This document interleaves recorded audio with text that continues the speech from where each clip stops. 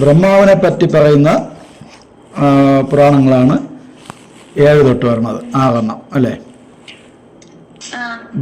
ബ്രഹ്മപുരാണം, ബ്രഹ്മാണ്ഡ പുരാണം, ബ്രഹ്മവൈവർത്ത പുരാണം, മാർക്കണ്ഡേയ പുരാണം, ഭവിഷ്യത് പുരാണം, വാമന പുരാണം എന്ന്. അടുത്ത് ശിവനെ പറ്റി പറയുന്നത് 6 വായുപുരാണം, ലിംഗപുരാണം, സ്കന്ദപുരാണം, അഗ്നിപുരാണം, മത്സ്യപുരാണം, കൂർമ്മപുരാണം.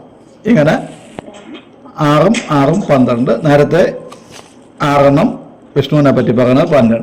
അങ്ങനെ 18 പുരാണങ്ങൾ. ബ്രഹ്മപുരാണം ബ്രഹ്മാവ് ദക്ഷന് ഉപദേശിച്ച രൂപത്തിലാണ് അതിൻ്റെ പ്രതിപാദനം. ഇതിൽ ബ്രഹ്മപുരാണത്തിൽ 25,000 ഗ്രന്ഥങ്ങളുണ്ട്. ഗ്രന്ഥങ്ങൾ എന്ന് പറഞ്ഞാൽ ശ്ലോകങ്ങളാണ്. ആദിപുരാണം എന്നും ഇതിന് പേരുണ്ട്. ഇത് മാർക്ക് ചെയ്ത് വെച്ചോളൂ. ആദിപുരാണം ഏതാണെന്ന് 1 വേർഡ് ക്വസ്റ്റ്യൻ വന്നാൽ ആൻസർ ബ്രഹ്മപുരാണം. ഭാരതത്തിലെ ഒരു പുണ്യസ്ഥലമായ ഒറീസയെ പറ്റി ഈ പുരാണത്തിൽ പ്രത്യേകമായ പ്രതിപാദനം ചെയ്യുന്നു. പൂരിയെക്കുറിച്ചും പറഞ്ഞിട്ടുണ്ട്. കൊണാർക്കിലെ സൂര്യക്ഷേത്രത്തിനെ കുറിച്ചുള്ള പരാമർശങ്ങളും ബ്രഹ്മപുരാണത്തിൽ അടങ്ങിയിട്ടുണ്ട്. ഇത് ബ്രഹ്മപുരാണം. ബ്രഹ്മാണ്ഡ പുരാണം. ബ്രഹ്മാണ്ഡം എന്ന് പറയുമ്പോൾ സാധാരണ നമുക്ക് മനസ്സിലാവും, ബ്രഹ്മാണ്ഡം എന്ന് പറയുമ്പോൾ വലുത് എന്ന് അർത്ഥപ്പെടും.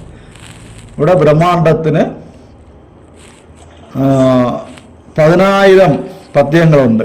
ഇത് ബ്രഹ്മാവ് ഉപദേശിച്ചതായിട്ടാണ് പ്രതിപാദനം. ആദിയിൽ ഒരു സ്വർണ്ണ മുട്ട ഉണ്ടായിരുന്നുവെന്നും അതിൽ നിന്നും പ്രപഞ്ചം രൂപപ്പെട്ടുവെന്നും ഇതിൽ പ്രസ്താവിക്കും.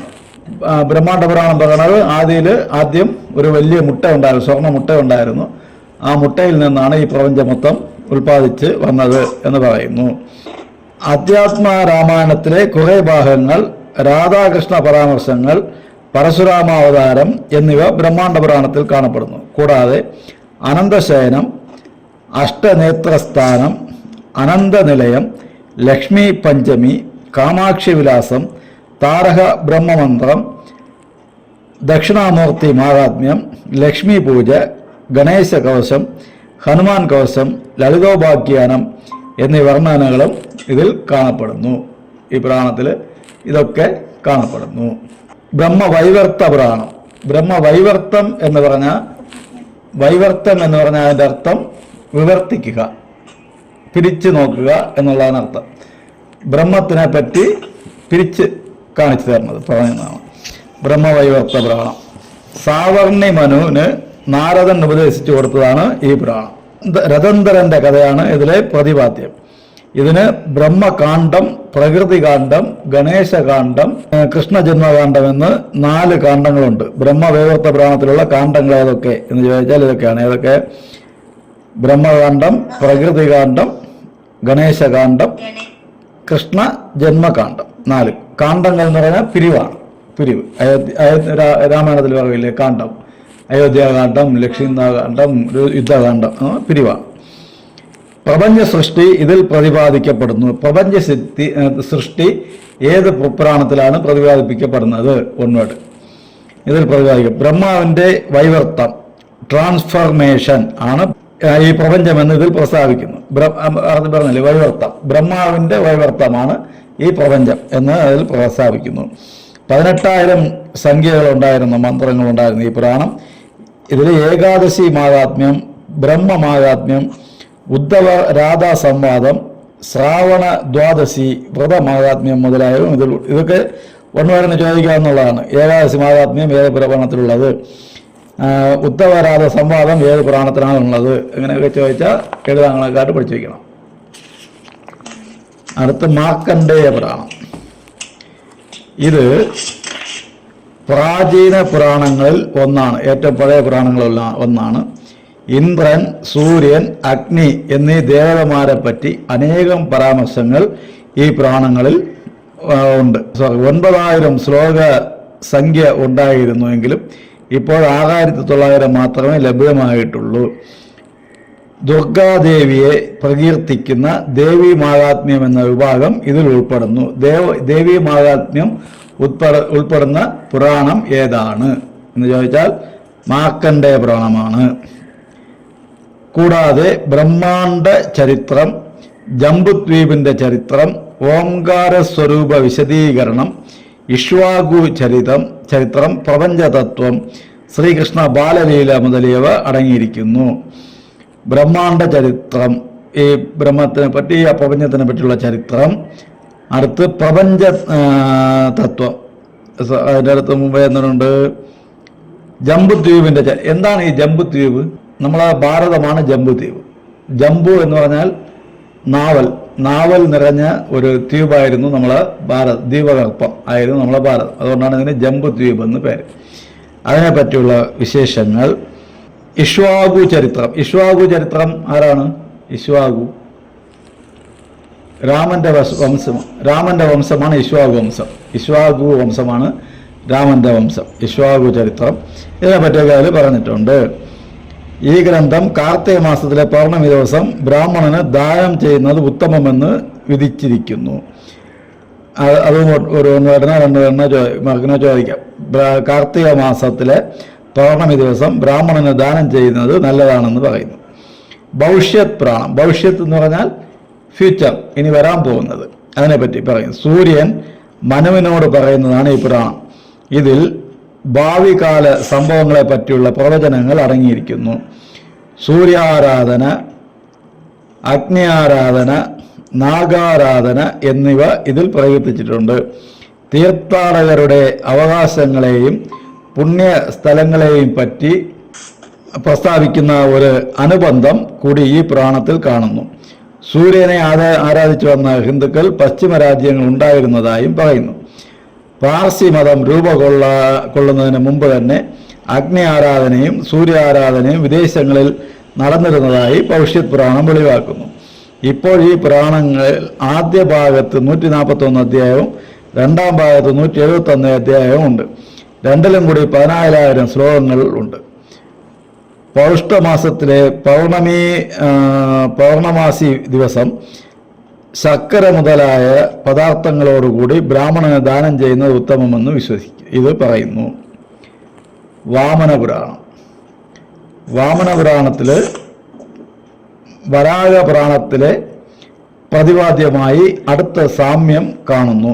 മഹാവിഷ്ണുവിൻ്റെ വാമനാവതാരം മുതൽ ശേഷമുള്ള എല്ലാ അവതാരങ്ങളെയും ഈ പുരാണത്തിൽ പ്രതിപാദിച്ചിട്ടുണ്ട്.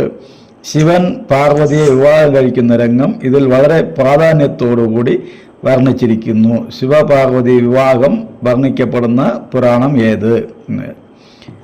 ഗംഗാമാഹാത്മ്യം, ഗംഗാ മാനസിക സ്നാനം, ഗർഗ ചതുർത്ഥി കഥ തുടങ്ങിയ ചെറിയ ഗ്രന്ഥങ്ങളും വാമന പുരാണത്തിൽ അടങ്ങിയിരിക്കുന്നു. അതിനകത്ത് എന്തൊക്കെ ഉണ്ട്? ഗംഗാമാഹാത്മ്യം, ഗംഗാ മാനസിക സ്നാനം, ഗർഗ ചതുർത്ഥി കഥ ഒക്കെ ഉണ്ട്. ഇത് 6 പുരാണങ്ങൾ, ബ്രഹ്മാവിനെ കുറിച്ചുള്ള പുരാണങ്ങൾ. അടുത്ത 6 ശിവപുരാണങ്ങൾ. വായുപുരാണം. വായു ഭഗവാൻ പറയുന്നതാണ് ഈ പുരാണം. ശിവരാത്രികളെ പറ്റിയുള്ള പ്രതിപാദനം ഇതിൽ ധാരാളമുണ്ട്. വിശ്വേശ്വര സംഹിത, വായവ്യ സംഹിത, സതരുദ്ര സംഹിത തുടങ്ങിയവയിലായി 24,000 ശ്ലോകങ്ങൾ ഇതിൽ ഉണ്ട്. അടുത്ത് ലിംഗപുരാണം. ലിംഗരൂപിയായ ശിവൻ ധർമ്മങ്ങളെ ഉപദേശിക്കുന്നതാണ് ഈ പുരാണം. ശിവന്റെ 28 വിധത്തിലുള്ള രൂപങ്ങൾ ഇതിൽ വർണ്ണിക്കപ്പെട്ടിരിക്കുന്നു. 16,000 ശ്ലോകങ്ങളാണ് ലഭ്യമായിട്ടുള്ളത്. അഘോര മന്ത്രമഹിമ, പഞ്ചഗവ്യ വിധി, ഈശാന ഉൽപ്പത്തി, മൃത്യുഞ്ജയ മന്ത്രവിധി, അരുണാചല മഹിമ, പഞ്ചാക്ഷര മഹിമ, രുദ്രാക്ഷ മഹിമ, സരസ്വതി സ്തോത്രം തുടങ്ങിയ ഗ്രന്ഥങ്ങളും അടങ്ങിയിട്ടുണ്ട്. ഫാൽഗുണ മാസത്തിലെ പൗർണമി നാൾ ഈ പുരാണം ബ്രാഹ്മണന് ദാനം ചെയ്താൽ ശിവസായുജ്യം പ്രാപിക്കുമെന്ന് പ്രസ്താവിച്ചിട്ടുണ്ട്. അടുത്ത് സ്കന്ദപുരാണം. സ്കന്ദനാൽ പറയപ്പെട്ടുള്ളതിനാലാണ് ഇതിന് സ്കന്ദപുരാണം എന്ന് പേര്. സുബ്രഹ്മണ്യന്റെ താരകാസുര വധമാണ് ഇതിലെ ഇതിവൃത്തം. 84,000 ശ്ലോകസംഖ്യ ഇതിനുണ്ട്. ഭാരതത്തിലെ പല തീർത്ഥ സ്ഥലങ്ങളെക്കുറിച്ച് വിവരിച്ചിട്ടുണ്ട്. സഹ്യാദ്രി കാണ്ഡം, സനകാദി കാണ്ഡം, ഭൈരവകാണ്ഡം, മലയാചല കാണ്ഡം, കാശ്മീരകാണ്ഡം, കോസലകാണ്ഡം തുടങ്ങി പല 4 പുരാണങ്ങളും അടങ്ങിയിട്ടുണ്ട്. പല ഇതിലും 4 പുരാണങ്ങളും അടങ്ങിയിട്ടുണ്ട്. കന്യാകുമാരി, സ്വയംഭൂ ക്ഷേത്രം തുടങ്ങിയ ക്ഷേത്രങ്ങളുടെ മഹാത്മ്യവും ഇതിൽ പറയപ്പെടുന്നു. ഈ പേരുകൾ മാത്രം പഠിച്ചു വെച്ചിരിക്കണം, അത് ഇമ്പോർട്ടൻ്റ്. അഗ്നിപുരാണം. അഗ്നി ഭഗവാൻ വസിഷ്ഠ മഹർഷിക്ക് ഉപദേശിച്ചതാണ് അഗ്നിപുരാണം. ഇത് ശിവലിംഗത്തിനെ പറ്റിയും ദുർഗാദേവിയെക്കുറിച്ചും ധാരാളം പരാമർശങ്ങളുണ്ട്. രാമകൃഷ്ണന്മാരുടെ അവതാരങ്ങളും ഇതിൽ പ്രതിപാദിക്കപ്പെട്ടിട്ടുണ്ട്. മറ്റ് പുരാണങ്ങളിൽ നിന്നും വ്യത്യസ്തമായ രീതിയിൽ ധനുർവേദം, ആയുർവേദം, ജ്യോതിശാസ്ത്രം, നാടകാലങ്കാര തത്വങ്ങൾ, ശില്പകല, മറ്റ് കലകൾ, കൗമാര വ്യാകരണം, ഏകാക്ഷര കോശം മുതലായവ ഇതിൽ കാണാൻ പറ്റും. 12,000-ഓളം ഗ്രന്ഥസംഖ്യ ഇതിലുണ്ട്. ഇതിൻ്റെ അഗ്നിപുരാണത്തിൻ്റെ വിശേഷം മറ്റ് പുരാണങ്ങളിൽ നിന്ന് വ്യത്യസ്തമായി ധനുർവേദം, ആയുർവേദം, ജ്യോതിശാസ്ത്രം, നാടകാലങ്കാര തത്വം, ശില്പകല ഇതൊക്കെ പറ്റിയും ഇതിനകത്ത് പറഞ്ഞിട്ടുള്ളത് എന്നുള്ളതാണ്.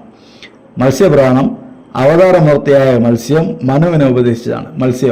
മത്സ്യാവതാര സമയത്ത് മനുവിനെ ഉപദേശിച്ചാണ് ഈ പുരാണം. മത്സ്യാവതാര കഥ ഇതിൽ പ്രതിപാദിക്കപ്പെട്ടിരിക്കുന്നു. ജൈനമതം, ബുദ്ധമതം, ആന്ധ്രരാജവംശം മുതലിയ മറ്റ് വിഷയങ്ങളും ഇതിൽ പരാമർശിക്കപ്പെട്ടിട്ടുണ്ട്. പുണ്യതിഥികളെക്കുറിച്ച്, ദാനധർമ്മങ്ങളെക്കുറിച്ചും വിശദമാക്കിയിട്ടുണ്ട്. 14,000 ശ്ലോകങ്ങളുള്ള ഈ പുരാണത്തിന് പഴമയും കൂടുതലാണ്. കൂർമ്മപുരാണം. പാതാളത്തിൽ വെച്ച് കൂർമ്മമൂർത്തി